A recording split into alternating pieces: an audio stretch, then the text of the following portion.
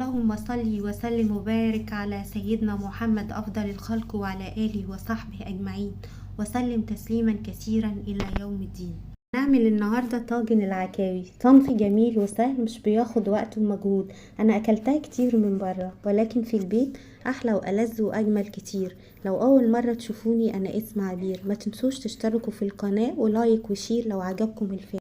يلا بينا نشوف مع بعض الطريقة. معانا عكاوي غسلتها كويس قوي، حلة مية سخنة على النار، ننزل عليها بالعكاوي. بعد ما احط الكمية كلها في الحلة بنسيبها 5 دقايق على النار تغلي كويس عشان الريم يطلع على الوش. بعد كده بنشيله وننزل عليه ببصلة مستكة حبهان ورق لورا، ولما تغلي غلوة واحدة بنوطي عليها على نار هادية جدا، وفي الاخر بننزل عليها بالملح. واللي بعد كده معلقتين سمنة بلدي في الطاسة نسخنها كويس قوي، ننزل عليها بالبصل بتاعنا.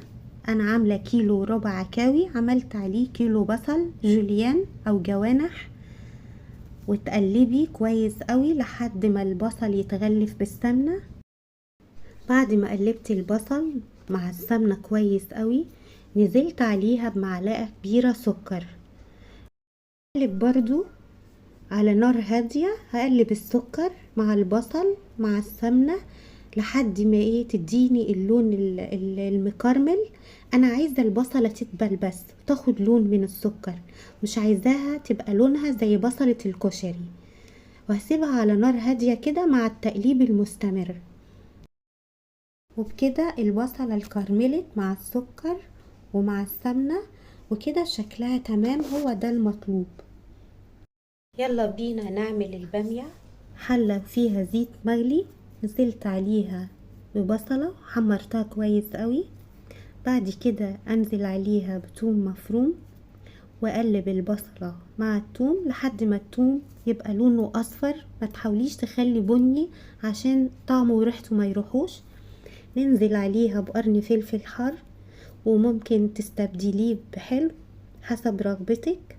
قلبنا الفلفل مع الثوم مع البصل، هنزل عليها بالبامية وافضل اقلب فيها لحد ما البامية مع البصل مع الثوم ويتغلفوا كلهم ببعض بالزيت بالشكل اللي احنا شايفينه ده.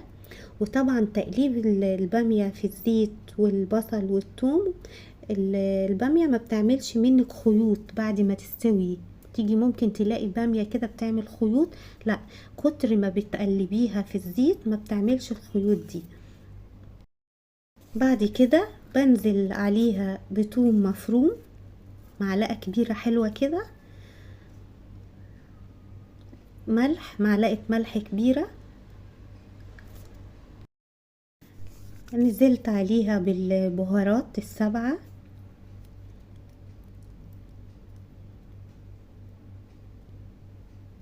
معلقة كزبرة، معلقة جنزبيل، معلقة فلفل اسمر، معلقة بابريكا.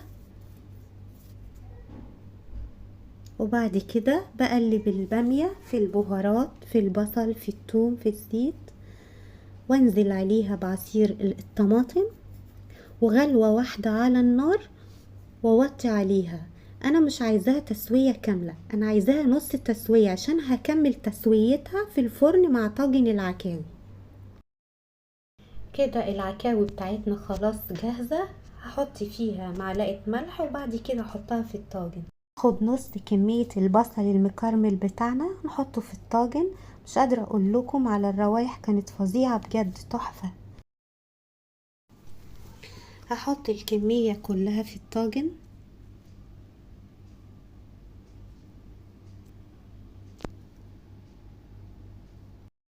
خلصت كمية العكاوي اللي معانا حطيتها في الطاجن، نزلت عليها بنص كمية البصل المكرمل اللي فايض معانا، وطبعا احنا حطينا نص تحت ونص فوق.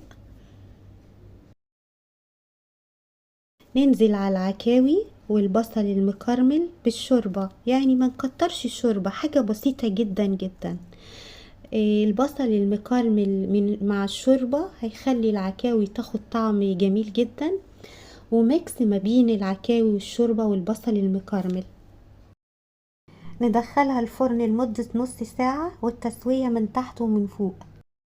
وده شكلها النهائي بعد ما طلعت من الفرن. الطاجن زي ما انتوا شايفين قدامكم كده، العكاوي محمرة من فوق وشكلها واضح جدا ما شاء الله. الشكل تحفة والطعم روعة. عاوزة اوريكم قد ايه اللحمة مستوية ومهرية قوي ودايبة، والصوص تحفة بشوية رز مع طاجن بامية ومتحمرة وشكلها زبدة قد ايه جميلة ومميزة في الطعم. البصل المكرمل مع الشوربة مع العكاوي ادى نكهة جميلة جدا جدا والطعم خرافة.